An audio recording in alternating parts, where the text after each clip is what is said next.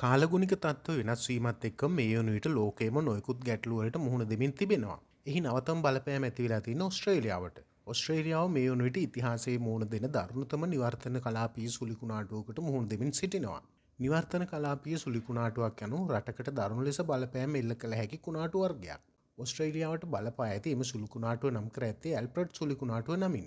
මේ වන විට ඇල්ෆ්‍රඩ් සුලිකුණාටුව නැගෙනහිර වෙරළ තීරයට ළඟා වනු ඇති බවට ඔස්ට්‍රේලියානු කාලගුණක විද්‍යාංශ අනතුරු අඟවා තිබෙනවා. එරට මාධ්‍ය මේ වන විටත් වාර්තා කර ඇත්තේ දකුණු ක්වීන්ස්ලන්තයට සහ උතුරු නිව් සවුත් වේල්ස් ප්‍රදේශවලට ඉදිරි පැය 24 කාලය තුළ මිලිමීටර් 200 ඉක්මවූ තදවැසි ඇතිවිය හැකි බවත්. එම නිසා මෙම ප්‍රදේශවලට දැඩි ගං වතුර තත්ත්වයක් අපේක්ෂා කළ හැකි බවත් සඳහන්.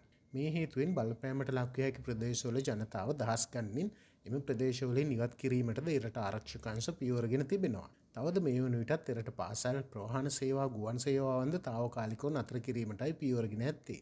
මෙම සුළුකුණාටුව හේතුවෙන් ඉහළ නගින මුහුදු රළ මගින් ඇතිවන ජීවිතහානි වළක්වා ගැනීම සඳහා මුහුදු තීරයන් කිහිපයක්ම ජනතාව සඳහා වසා දමා ඇති බවත් එරට මාධ්‍ය සඳහන් කරනවා.